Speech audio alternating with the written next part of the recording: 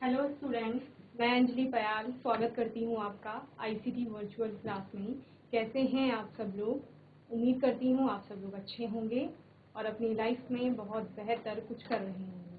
आज हम बात कर रहे हैं क्लास 8 के साइंस की, जिसमें हमारा 15th चैप्टर चल रहा था some natural phenomena. Some natural phenomena में हमने एक्सरसाइज देखी थी, जिसमें कि एमसीक्यूज हमारे चल रहे थे और साथ ही कुछ फिलअप्स हमने देखे। ओके, एक बार क्विक रिवीजन लेंगे उन क्वेश्चंस और फिलअप्स का। देन हम उसके बाद हम कुछ और क्वेश्चंस जो कि ट्रू फॉल्स के होंगे और क्वेश्चन आंसर्स होंगे वो देखेंगे। तो एमसीक्यूज हो गया था आपका। तो 13 से हमने कल स्टार्ट किया था। Which of the following occur during lightning, तो नाइट्रोजन फिक्सेशन इसका आंसर था। Then which of the following can be charge by rubbing, तो ऑल ऑफ दीज। ओके, और आपका 15th क्वेश्चन था when two bodies are rubbed against each other they acquire, जब दो वस्तुओं को एक दूसरे के साथ रगड़ा जाता है तो उन पर क्या आता है, उनको बराबर और अनलाइक यानी कि एक दूसरे से ऑपोजिट चार्ज आते हैं। ठीक है, तो equal and unlike charges, option B आपका करेक्ट था। ओके, 16th क्वेश्चन था आपका it is the convention to call the charge acquired by a glass rod when it is rubbed with silk as, तो जब एक कांच की छड़ को सिल्क के कपड़े से रगड़ा जाता है तो कांच की छड़ पर पॉजिटिव चार्ज यानी कि धनावेश आता है और वहीं पर सिल्क का जो कपड़ा होता है उस पर ऋणावेश आ जाता है। ठीक है, ये हमने पढ़ लिया था, तो इसका आंसर होगा B, positive charge. Okay, 17th question था a device use to test whether an object is carrying charge और नॉट इज कॉल्ड, यानी कि किसी वस्तु पर चार्ज है या नहीं है, वो आवेशित है या नहीं है, इसका पता लगाने के लिए हम किसी डिवाइस का यूज करते हैं। तो वो डिवाइस कौन सी थी आपकी? वो थी सी, इलेक्ट्रोस्कोप। ओके, फिलअप्स हमने देखे थे। फर्स्ट था आपका dash is the sudden shaking of the अर्थ, अचानक से जब धरती कांपने लगती है तो उसको क्या कहा जाता है? तो वो क्या होता है आपका? अर्थक्वेक यानी कि भूकंप। ओके, सेकंड था earthquakes are caused due to the movement of, किसमें मूवमेंट होता है यानी कि किसमें आपका हलचल होती है जिसके कारण कि अर्थक्वेक आते हैं। तो अर्थ की सरफेस के अंदर जो प्लेट्स रहती हैं अलग अलग, उनमें क्या होता है? कंपन होता है जिसके कारण से अर्थक्वेक आते हैं। तो अर्थ प्लेट। ठीक है, थर्ड आपका the process of transferring charge from a charge body to earth is called, एक चार्ज बॉडी से, एक आवेशित वस्तु से आपका अर्थ के अंदर या धरती के अंदर चार्ज को, आवेश को ट्रांसफर करना क्या कहा जाता है? तो उसको हम क्या कहते थे? अर्थिंग, या कहीं कहीं पर ग्राउंडिंग टर्म भी आप इसके लिए यूज करते हैं। ठीक है, तो इसका आंसर आ जाएगा अर्थिंग वो प्रोसेस है जिसके थ्रू जितना भी एक बॉडी में चार्ज है उस चार्ज को अर्थ के अंदर यानी धरती के अंदर ट्रांसफर कर दिया जाएगा। ओके, नेक्स्ट था during lightning actually dash takes place, during lightning जब बिजली चमकती है एक्चुअली उस टाइम पर होता क्या है? तो उस टाइम पर जितना भी चार्ज होता है उसका क्या होता है? वो डिस्चार्ज होता है, electrical discharge actually takes place. Okay, fifth है a major earthquake occurred on 26th of Jan 2001 in Bhuj, Gujarat, India. Bhuj Gujarat, Gujarat में एक एरिया है भुज नाम से जो प्रसिद्ध है, वहां पर भारत का एक स्टेट है गुजरात, राज्य है, वहां पर 26 जनवरी 2001 में क्या आया था? बहुत ही बड़ा एक भूकंप आया था। ठीक है, चलिए सिक्स है आपका सेम और like charges dash each other, तो जो समान और लाइक यानी आपके एक समान चार्जेस होंगे, आवेश होंगे, वो एक दूसरे को क्या करते हैं? तो वो एक दूसरे को रिपेल करते हैं यानी कि प्रतिकर्षित करते हैं। ये हमने लास्ट सेशन में भी देख लिया था। सेवेंथ था charge object dash an uncharge object, एक आवेशित वस्तु जिसमें कि कोई ना कोई आवेश होगा, चाहे वो धनावेश हो या फिर ऋणावेश। ठीक है, वो दूसरी वस्तु को क्या करती है? तो वो दूसरी वस्तु क्या कहा गया है? अनावेशित। एक वस्तु आवेशित है, उसमें धनावेश या ऋणावेश कुछ भी हो सकता है। ठीक है, दूसरी कोई वस्तु है जिसमें कि किसी भी प्रकार का आवेश नहीं है, तो ये आवेशित वस्तु क्या करेगी? ये आवेशित वस्तु इस अनावेशित वस्तु को अपनी तरफ को अट्रैक्ट करती है यानी कि आकर्षित करती है। ठीक है, तो बच्चे इतने सिलेबस हमने लास्ट सेशन में अपने अच्छे से पढ़ लिए थे, होपफुली आपने ये रिवाइज करे होंगे घर में जाके और पढ़े होंगे। ठीक है, आज के सेशन में बात करते हैं ट्रू फॉल्स की। State whether the statements given below are true और फॉल्स। आपको यहाँ पर कथन दिए गए हैं और बताना है कि वो कथन आपके सत्य है या असत्य है, यानी कि सही है या गलत वो कहा गया है, वो आपको बताना है। जैसे कि पहला स्टेटमेंट है, an earthquake is a sudden shaking of the earth. Earth जो क्वेक होता है यानी कि जो भूकंप आता है वो धरती का अचानक कांपना है। क्या ये सही है या गलत है? तो ये आपको पता है कि ये स्टेटमेंट कैसी है, ट्रू है। ठीक है, यही तो होता है भूकंप। सेकेंड है, the process of transfer of charges from a charge object to the earth is called lightning. एक आवेशित वस्तु से, जिसमें कि जो भी आवेश होगा उस आवेश को धरती के अंदर ट्रांसफर करने को लाइटनिंग कहा जाता है, यानी बिजली का चमकना कहा जाता है। तो ये स्टेटमेंट मैंने अभी आपको फिलअप्स में भी बताई और उससे पहले एमसीक्यूज में भी ये क्वेश्चन आया था। क्वेश्चन आपको घुमा के दे देंगे, लेकिन आपको टर्म्स और जो प्रोसेस है वो क्लियर होनी चाहिए। तो आपको पता है कि किसी भी आवेशित वस्तु से जितना भी आवेश है जब वो धरती में ट्रांसफर कर लिया जाता है तो उसको क्या कहा जाता है, अर्थिंग या ग्राउंडिंग कहा जाता है। इसमें उस टर्म को क्या कहा गया है, लाइटनिंग कहा गया। और लाइटिंग आपने अभी क्या देखा, एक्चुअली इलेक्ट्रिकल डिस्चार्ज होता है लाइटनिंग में। ठीक है, तो ये स्टेटमेंट आपकी क्या हो जाएगी, गलत हो जाएगी। ठीक है, तो फॉल्स है। ओके, चलिए नेक्स्ट स्टेटमेंट देखते हैं, third. The tremors produce waves on the surface of the अर्थ। ठीक है, ट्रेमर्स क्या करते हैं, वेव्स प्रोड्यूस करते हैं अर्थ की सरफेस पे। तो आपको पता है ये स्टेटमेंट भी ट्रू है। ठीक है, चलिए जल्दी से नोट करेंगे इसे।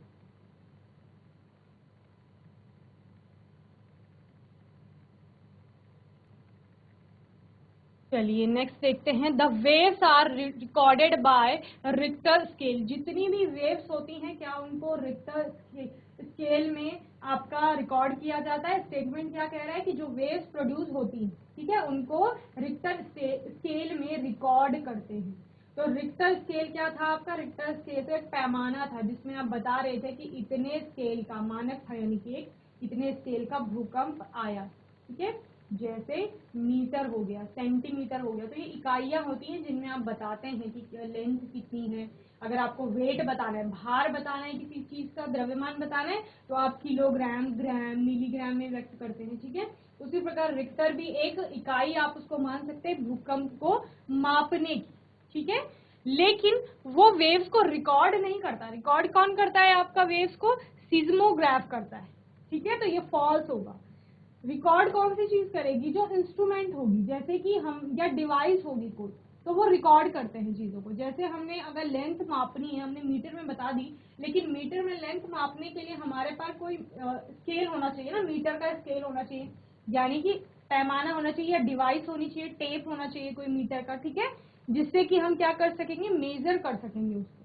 तो उसी प्रकार से वेव्स जो प्रोड्यूस हो रही है, उन वेव्स को, उन तरंगों को रिकॉर्ड करने के लिए हमारे पास इंस्ट्रूमेंट होता है जिसको हम सीस्मोग्राफ बोलते हैं। ओके, और उन वेव्स को, सीस्मिक वेव्स आप लोग पढ़ रहे थे, तो सीस्मोग्राफ से रिकॉर्ड करेंगे और रिकॉर्ड करके जो भी आपका स्केल पर आएगा कि हाँ इतने रिक्टर का स्केल है, तो वो स्केल एक पैमाना है यानी कि इकाई है। ओके, क्लियर है, तो ये स्टेटमेंट आपकी फॉल्स हो जाएगी।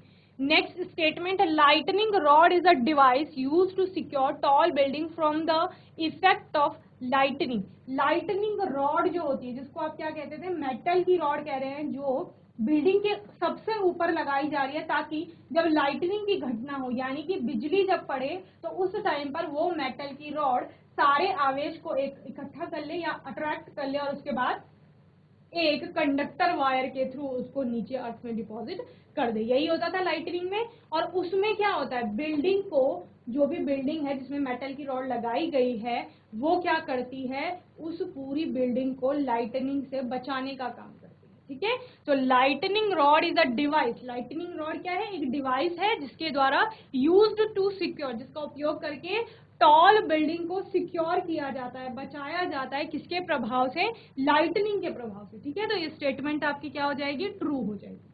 ओके, चलिए नेक्स्ट देखते हैं। During earthquake take shelter under a table. जब भूकंप आता है तो उस टाइम पर आपको टेबल के नीचे, मेज के नीचे क्या कर लेना चाहिए, शेल्टर यानी कि जगह ढूंढ लेनी चाहिए बचने के लिए। तो आपको पता है जब हम अर्थक्वेक के बारे में बहुत अच्छे से पढ़ रहे थे तो वहां पर हमने कुछ सावधानियों की बात भी की थी, और ड्यूरिंग द अर्थक्वेक, जब अर्थक्वेक आता है उस टाइम पर भी कुछ चीजें उपयोग में लाने की बात की थी। तो वहां पर ये होता है कि आप कोई ऐसा शेल्टर ढूंढें जहां पर आप सेफ रह सकते हैं। तो उसमें ये भी आया था कि आप टेबल के नीचे भी शेल्टर ले सकते हैं। ओके, तो ये स्टेटमेंट भी आपकी क्या हो जाएगी, ट्रू हो जाएगी। ओके, चलिए जल्दी से नोट करेंगे इसको, फिर हम अपने क्वेश्चन आंसर।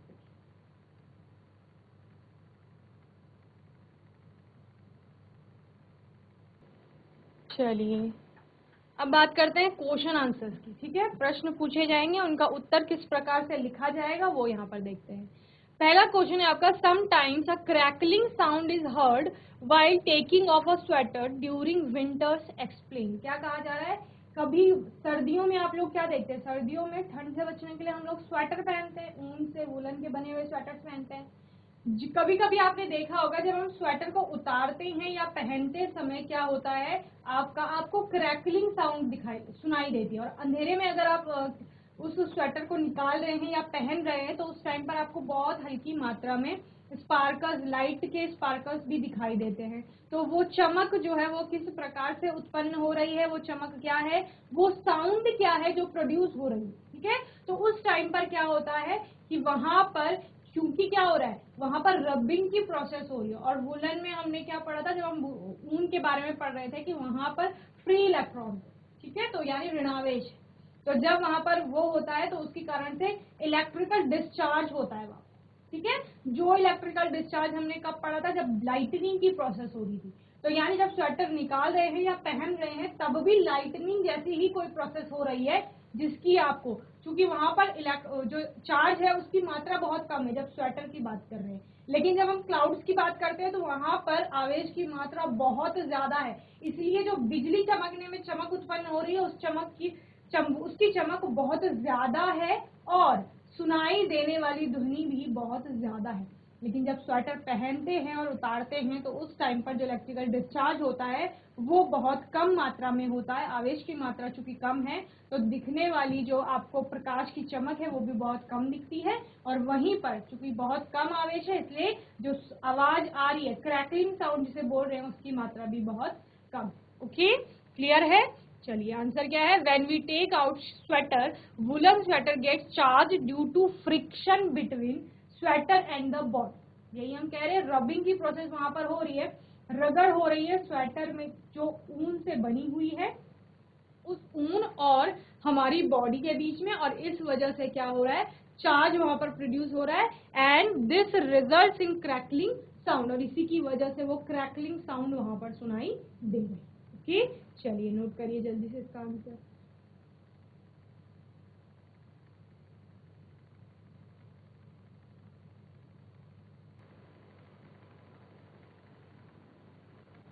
नेक्स्ट है क्वेश्चन है, explain why a charged body loses its charge if we touch it with our hand. क्या कह रहे हैं, कोई भी आवेशित वस्तु जो है अगर हम उसको टच करते हैं, अगर हम उसको छूते हैं तो उसमें से सारा जो चार्ज होता है वो खत्म क्यों हो जाता है, ऐसा पूछा जा रहा है। यानी समझ लो ये कोई चार्ज बॉडी आवेशित वस्तु है, इस वस्तु को मैंने अपने हाथों से टच किया, बेयर हैंड से, तो इसका जो आवेश है वो खत्म क्यों हो जाता है, ऐसे पूछे कि ये आवेश खो क्यों देता है। तो एक्चुअली ये आवेश खोता नहीं है, ये आवेश को ट्रांसफर कर देता है, क्योंकि हमारी बॉडी भी एक कंडक्टर की भांति कार्य करती है, और वो सारा चार्ज जो होता है वो ट्रांसफर हो जाता है एक जगह से दूसरी जगह। ठीक है, the charges get conducted to the earth through our body. क्या कह रहे हैं, इसको हमने क्या किया, टच किया, इसको टच करने से जितना भी चार्ज इसमें था वो हमारी बॉडी में ट्रांसफर हुआ। मैंने कहा ट्रांसफर होने के कारण ये चार्ज खो देता है,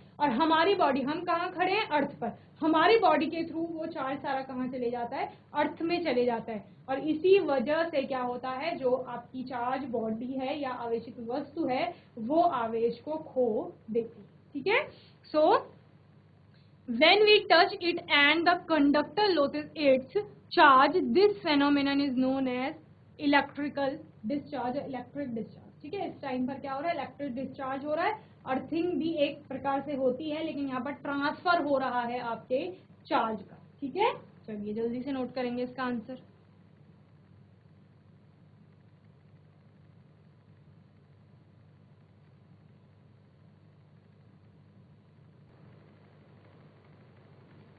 चलिए नेक्स्ट क्वेश्चन देखते हैं। Suggest 3 measures to protect ourselves from lightning। अपने आप को लाइटनिंग या बिजली से बचाने के लिए, जब बिजली गिरेगी उससे बचाने के लिए आपको 3 उपाय सुझाने हैं। तो किस किस तरीके से प्रोटेक्ट कर सकते हैं? Various ways to protect our self from lightning are. बिजली से बचाने के लिए बहुत सारे यहाँ पर क्या हैं, तरीके हैं। ठीक है, बचने के लिए फर्स्ट है always remain in a closed place and if you are in a car stay there until the lightning is over and keep the windows closed। क्या कहा जा रहा है, हमेशा जब बिजली गिरती है ना तो ऐसी जगह पर रहना चाहिए जो बंद हो, यानी अब डायरेक्ट किसी भी तरह से बिजली के कांटेक्ट में नहीं आने चाहिए। घर के अंदर बंद रहिए, कहीं पर भी शेल्टर ढूंढिए अपने लिए, छत ढूंढिए या फिर ऐसी जगह ढूंढिए जहां पर आप छिप सकते हैं, जहां से आपको डायरेक्ट बिजली न दिखाई। ओके और क्या कहा जा रहा है कि अगर आप कार में हैं या किसी भी, एक तो आपको ओपन कोई भी व्हीकल है उसमें नहीं जाना। ठीक है, बंद अगर आपकी गाड़ी है तो आप उसी में रहेंगे तब तक जब तक कि आपकी जो बाहर बिजली चमक रही है वो पूर्ण रूप से बंद ना हो जाए, उसका वेट करना है आपको। ओके और शीशे भी बंद कर लेने हैं। सेकेंड है never touch any electrical wire, telephone cables, metal pipe. जब भी अब बिजली गिरती है या बिजली चमकती है उस समय पर आपको किसी भी इलेक्ट्रिकल अप्लायंस के पास नहीं होना है, इलेक्ट्रिसिटी वायर्स जो होती हैं वहां पर नहीं जाना है और इलेक्ट्रिकल वायर्स के पास नहीं जाना है, जितने भी आपके स्विचेस वगैरह होते हैं उनके पास नहीं रहना है। साथ ही टेलीफोन की जो केबल्स होती हैं उनके पास में नहीं रहना है, उनको टच नहीं करना है। और मेटल पाइप्स यानी धातु की जो पाइप्स होती हैं, धातु के खंभे हैं, उनके पास में भी नहीं रहना है। क्यों? क्योंकि ये सारे कंडक्टर्स होते हैं इलेक्ट्रिसिटी के। ओके तो आपको खतरा होता है कि बिजली वहां पर क्या कर सकती है, आपके ऊपर भी गिर सकती है। ओके देन थर्ड वे है आपका never bath in running water, this में कॉज इलेक्ट्रिक शॉक। जब भी बिजली गिरती है उस समय पर नहाना नहीं है। और क्या कहा जा रहा है, रनिंग वाटर जो चलने वाला पानी होता है उससे तो नहीं नहाना है। ठीक है, क्यों? क्योंकि वो कंडक्ट करता है इलेक्ट्रिसिटी को। आपको पता है वाटर भी एक अच्छा कंडक्टर होता है इलेक्ट्रिसिटी का, तो वो इलेक्ट्रिसिटी को कंडक्ट करता है उस टाइम पर और साथ ही इलेक्ट्रिक शॉक आपको लग सकता है इसलिए। ओके तो ये तीनों वेज हो गए। क्या क्या? एक तो आपको शेल्टर ढूंढना है, क्लोज्ड एरिया में रहना है कहीं।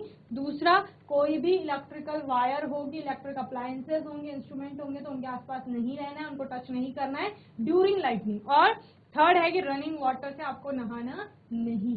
ओके चलिए इन तीनों को नोट करेंगे फिर हम आगे बढ़ें।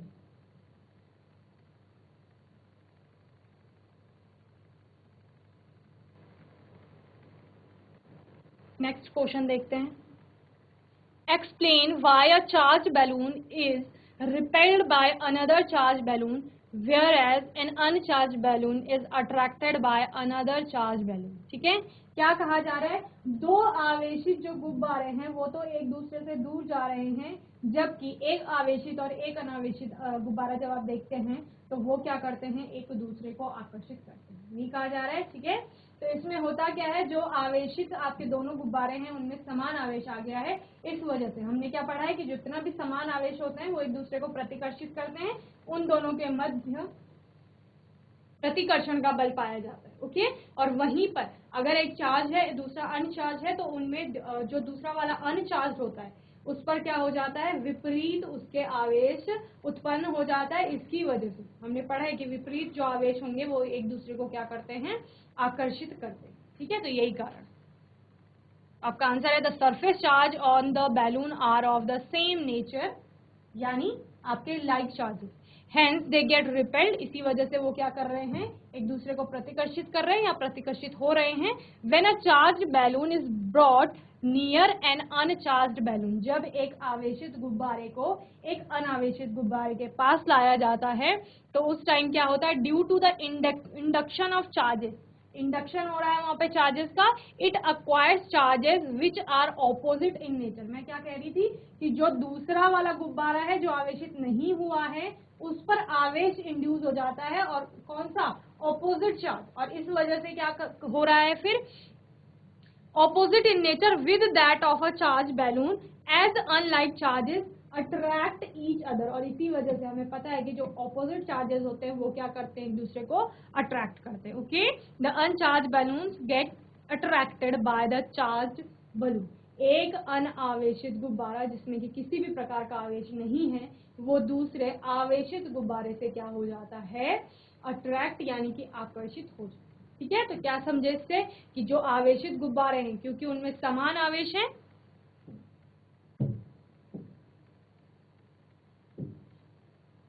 इनमें समान आवेश है, इस वजह से इनमें क्या हो रहा है, प्रतिकर्षण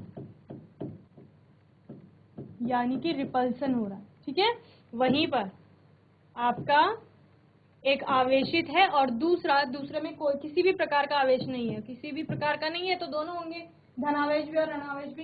तो इसके सिरे पर कौन सा आ जाएगा, ऑपोजिट चार्ज आ जाएगा। अब चूंकि एक धनावेशित हो गया दूसरा अनावेशित ऋणावेशित, तो ये क्या हो गया, यहाँ पर आपका आकर्षण कार्य करेगा। ठीक है, तो इनके बीच में आकर्षण का बल कार्य करेगा। क्लियर है, चलिए नोट करेंगे जल्दी से।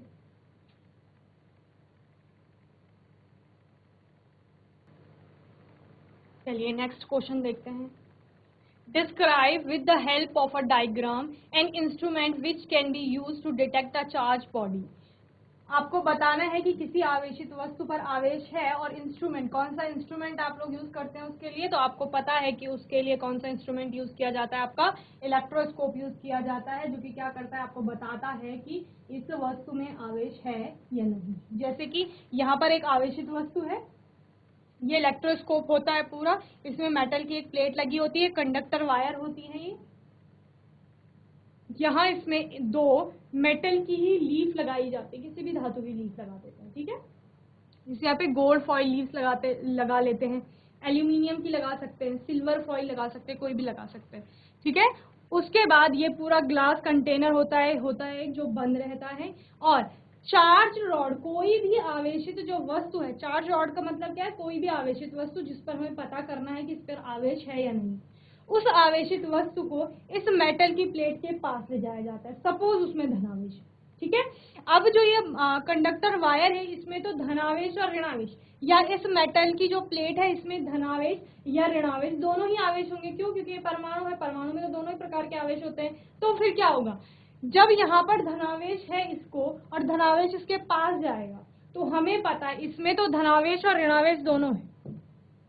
ओके, और धनावेश को क्या करेगा, रिपेल करेगा यानी प्रतिकर्षित करेगा। तो जितना भी धनावेश यहाँ है उसको यहाँ से प्रतिकर्षण का बल दूर भेजेगा, तो वो कहाँ जाएगा, इस वायर के थ्रू यहाँ इस लीफ पर आ जाएगा। क्या, धनावेश, क्योंकि ये वाला धनावेश इस धनावेश को प्रतिकर्षित कर रहा है, इस वजह से यहाँ से धनावेश नीचे आ गया। अब मेटल की प्लेट पे क्या रह गया, सिर्फ ऋणावेश रह गया।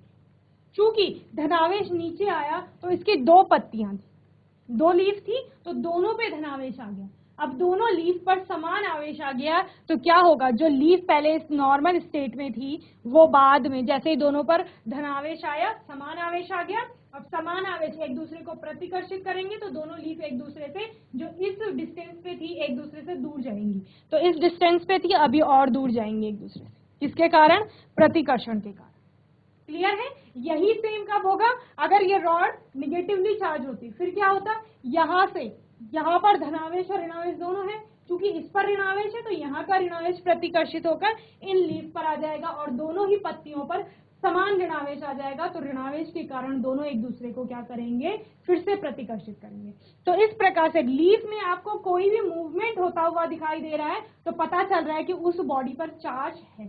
ठीक है, अगर उस पर कोई आवेश नहीं होता, तो अगर आप ये सिंपल कोई रॉड है जिस पर कोई आवेश नहीं है उसको यहाँ पर लाते, तो ये कोई भी इनमें डिस्टरबेंस या फिर मूवमेंट आपको देखने को नहीं मिलता। अगर आपको लीफ में प्रतिकर्षण होते हुए दिख रहा है या लीफ एक दूसरे से दूर होते हुए दिख रही हैं, तो इसका मतलब है कि उस चार्ज बॉडी में चार्ज है, उस आवेशित वस्तु में आवेश है। So it consists of a metal rod on which two leads of aluminium or maybe gold, okay, are fixed to one end and a metal disc at the other end. यही बताया गया, एक मेटल डिस्क होगी, conductor wire होगी, यहाँ आपका aluminium या gold कुछ भी लीफ हो सकती है, ठीक है. The leaves are kept inside a conical flask and it is crooked to isolate it from the atmospheric air. तो ये कंटेनर बंद किया गया है, किसी भी प्रकार की एयर यहाँ नहीं जा सकती. और when a charge body comes in contact with the metal disc, the aluminium leaves move away from each other because some charge get transfer to aluminium leaves through the metal rod. यानी कि जब यहाँ पर charge body को पास में लाया गया तो यहाँ से चार्ज नीचे को आया, क्योंकि यहाँ दोनों पर एक समान आवेश आ गया है तो दोनों एक दूसरे से दूर हटेंगी. This process is called charging by conduction. इसको क्या कहा जाता है? चार्जिंग बाय कंडक्शन कहा जाता है. और the charges on the leaves and the charge body are of same in nature and thus the leaves of aluminium repel each other. क्योंकि दोनों ही लीफ पर समान आवेश आया है, इस वजह से दोनों एक दूसरे को क्या कर रही हैं? प्रतिकर्षित कर रही हैं. Okay. If the body is not charge then they would attract each other. अगर ऐसा नहीं होता है, अगर बॉडी पर किसी भी प्रकार का आवेश नहीं है तो ये एक दूसरे को आकर्षित करेंगी, यानी कि ये ऐसे ही नॉर्मल स्टेट में रहेंगी. क्लियर है? तो होपफुली ये क्वेश्चन आपको समझ में आया होगा. जल्दी से इसको ड्रॉ करेंगे इलेक्ट्रोस्कोप को, ठीक है. यहाँ पे गोल्ड फॉइल की जगह आप एल्यूमिनियम फॉइल भी लिख सकते हैं, ठीक है.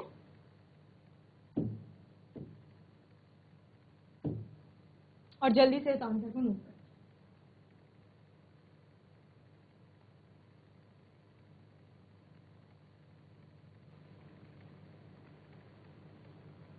तो बच्चों होपफुली आज के सेशन में आपको जितने भी क्वेश्चन आंसर्स कराए, ट्रू फॉल्स कराए, वो अच्छे से समझ में आए होंगे. आपका कोई डाउट होगा, कोई क्वेश्चन होगा तो वो आने वाले सेशन में आप लोग पूछ लेंगे. और तब तक के लिए ICT वर्चुअल क्लास से जुड़ने के लिए धन्यवाद.